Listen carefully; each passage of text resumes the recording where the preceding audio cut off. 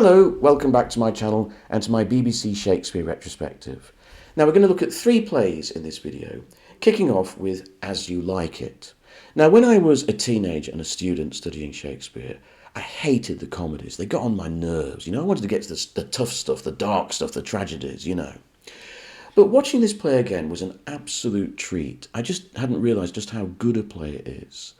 And what I like about this is what Shakespeare does. It starts off in real drama. There's a brother trying to disinherit his younger brother. There's a duke who throws the elder duke into exile. So there's all this kind of courtly intrigue and backbiting and treachery. And then in the last 2/3 of the play, we go off into the Forest of Arden, this bucolic, wonderful place where anything can happen. Where love blossoms and different courtship and coupling takes place, and eventually it all ends in some kind of miracle when the god of marriage appears and marries all the couples off together. Of course, the sly implication running underneath it all that this could only happen in this fantasia. And wandering through this wonderful paradise is Jaques, one of the most intriguing characters in Shakespeare. He's this kind of melancholy guy who is half fool, half misery guts. He's like Eeyore the donkey in Winnie the Pooh. He's always got a downer on things. But what he says is often very true. And he has the famous "All the World's a Stage" speech. And at the end, interestingly, when everyone else is getting married off and having a fantastic party, he refuses to join in and he walks off.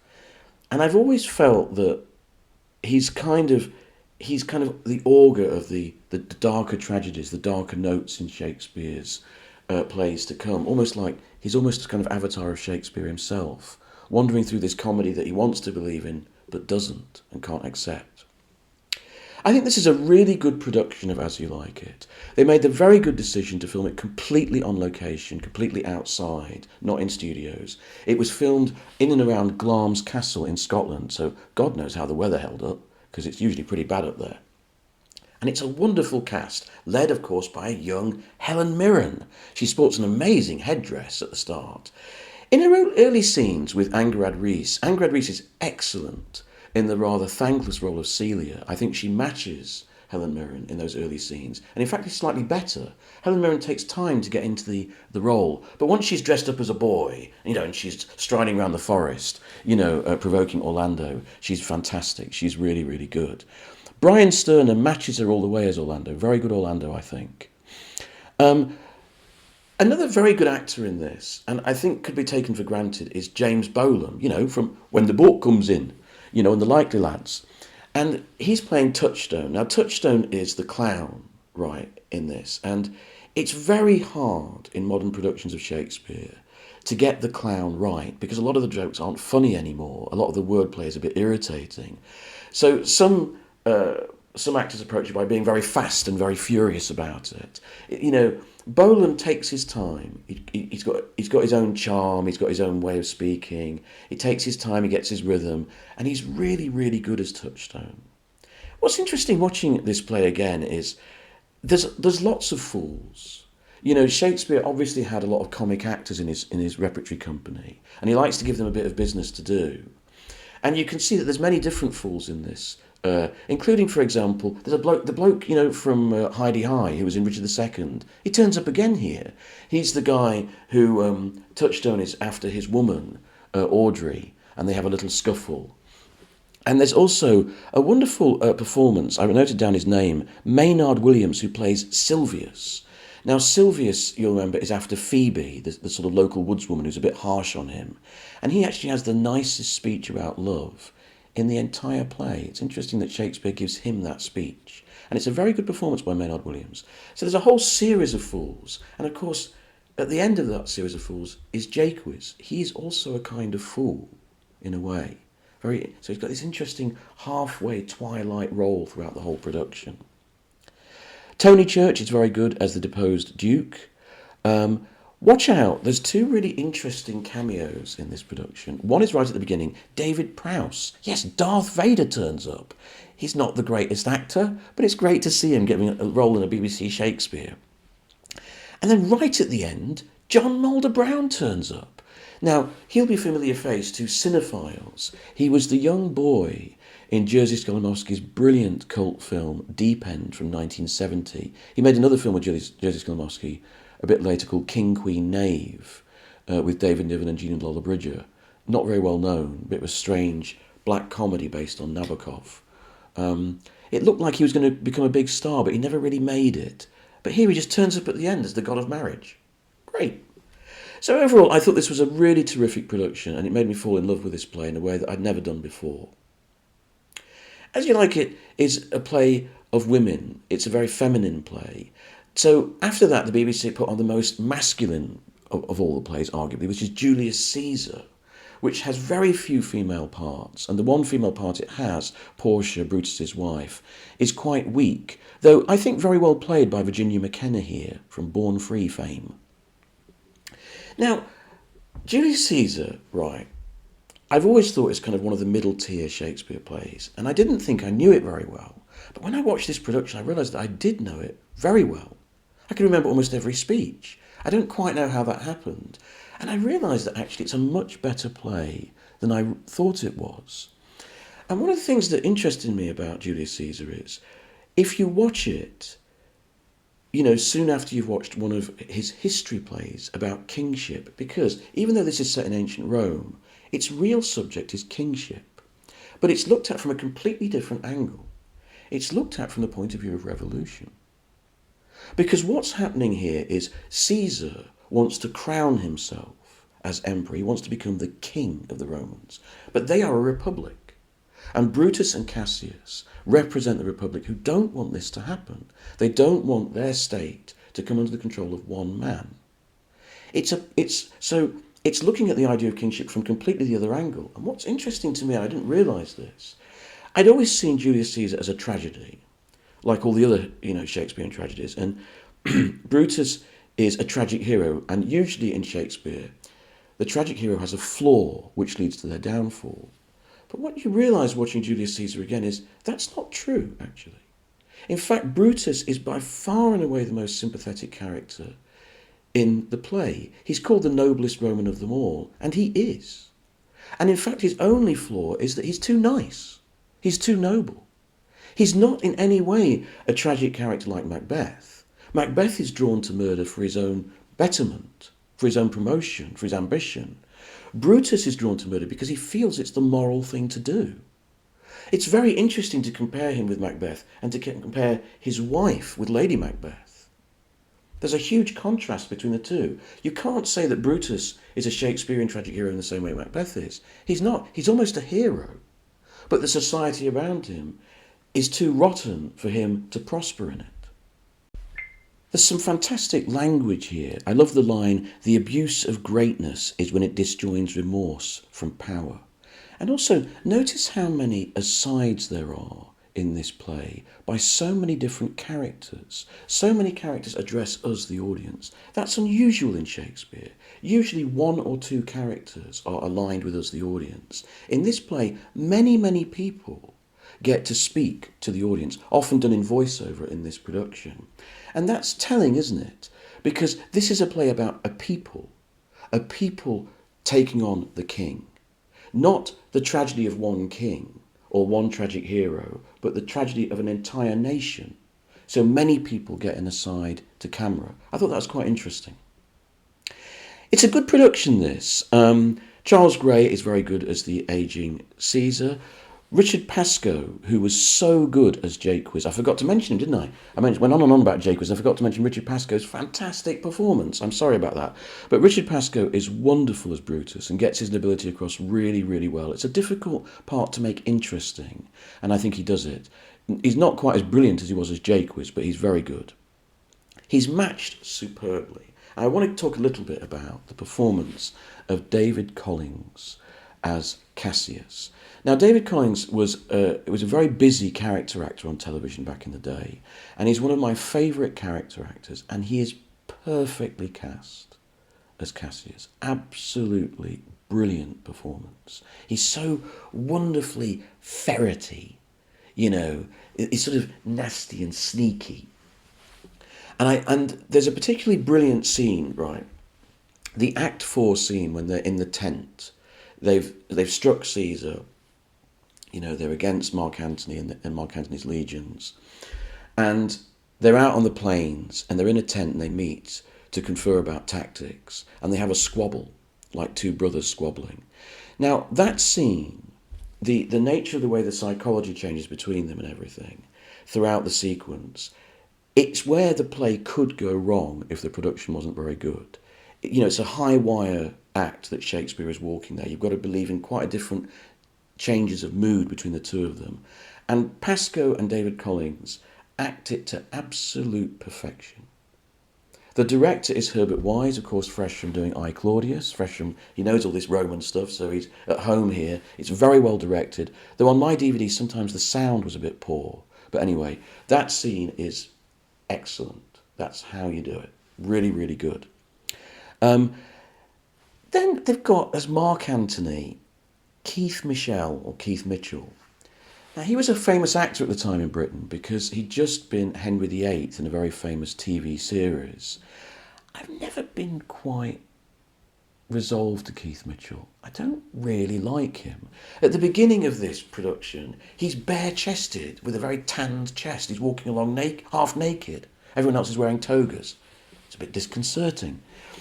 And later on, he does this sort of, the big Mark Antony speech, Brutus is a noble man and all that sort of stuff.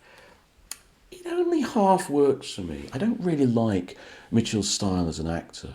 He's better later on when Mark Antony in his cups starts to reveal how manipulative he is, and how clever he is at political manoeuvring. He's better at that. The early stages, I don't really quite buy into his performance, I'm going to be honest. Watch out for two cameos. Liz Spriggs, famous comedy actress, plays Julius Caesar's wife.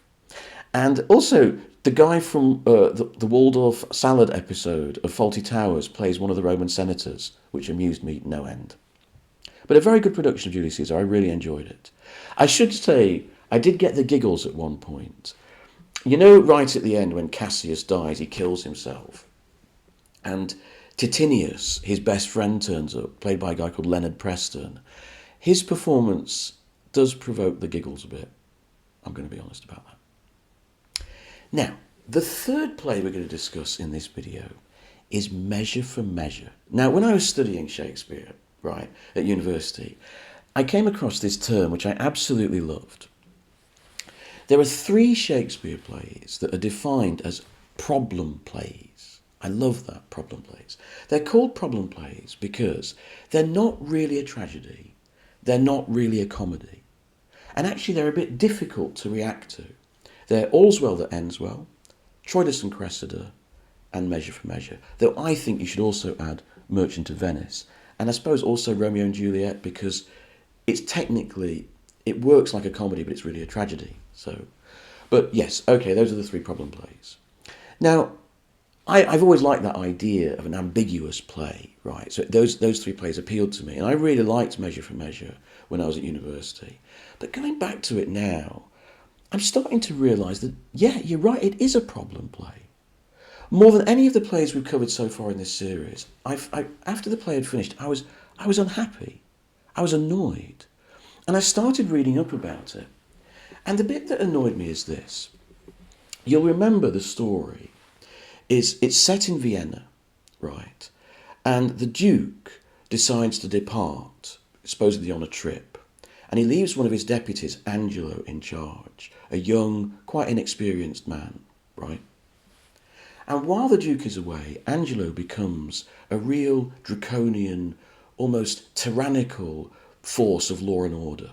So he starts tightening up all the laws and, being, really a bit of a martinet, And then there's one guy who he imprisons and condemns to death for getting a woman pregnant out of wedlock, even though the whole town up to this point has been having whoring and prostitution and everything, right? But he condemns this guy, and the guy's friend asks his sister, who's a nun, to go and speak on his behalf. She goes to Angelo and pleads with him, and in the process, Angelo falls in love with her.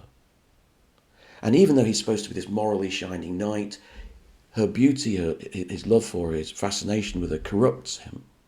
So he decides to blackmail her into his bed. Now, interestingly, in the original story that Shakespeare took this from, she does go to bed with him, but he kills her brother anyway, so it's really horrible. Shakespeare sort of tries to lighten it. But in lightening it, something goes a bit wrong. So what happens is this. The Duke, the main Duke, the real Duke, he's not actually left. He's stayed behind. He's disguised himself as a monk, and he wants to see what goes on in his dukedom when he's not there. It's a bit like Henry V visiting his troops at night in disguise, right? And he sees what's happening. He sees the reality of Angelo. And so he puts a series of machinations and tricks in order to set Angelo up.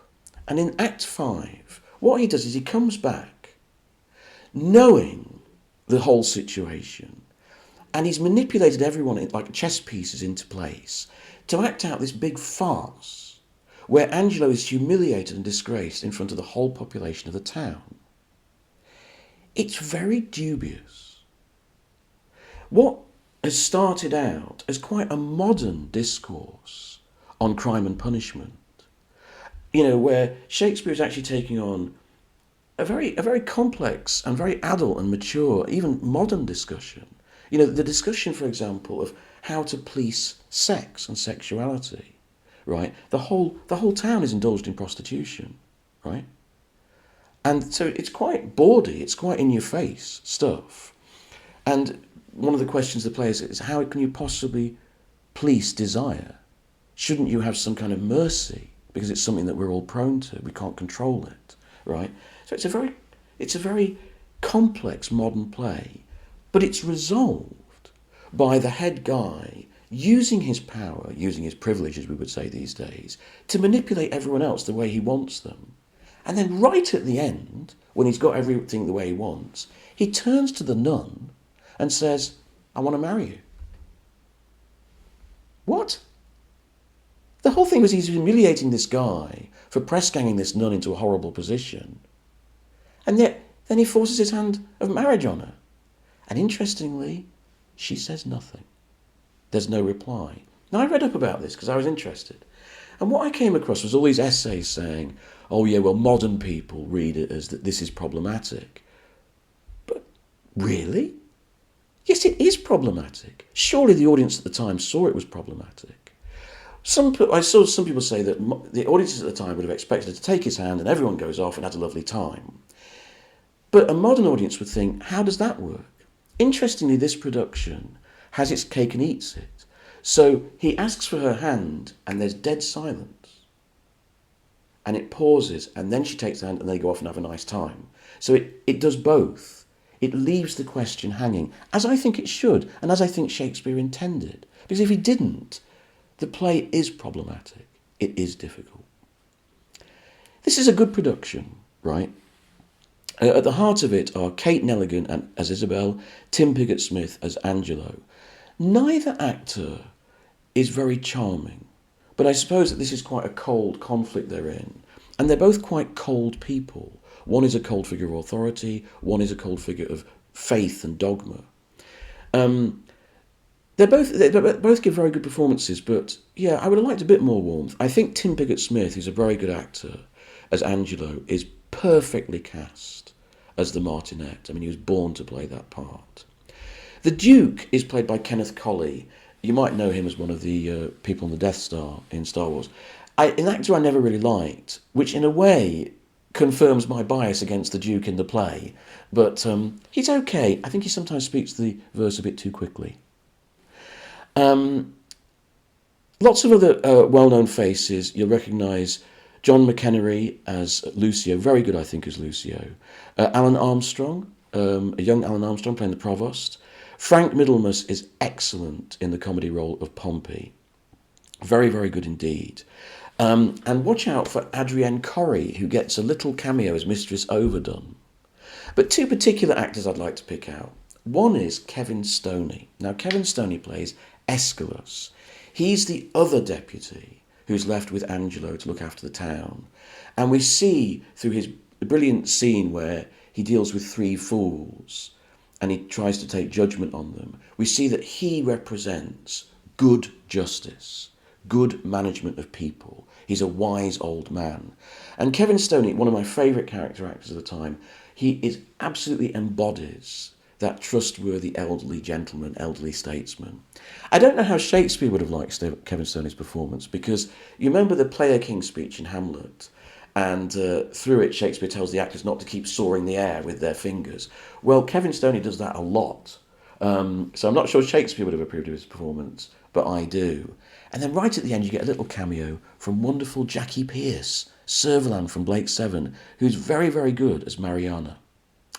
So 3 good productions. Measure for Measure, I stumbled a bit with that one, but that's more to do with the play, I think, than with the production, which I think is quite good. But I thought the productions of As You Like It and Julius Caesar were excellent. Next time, Henry VIII.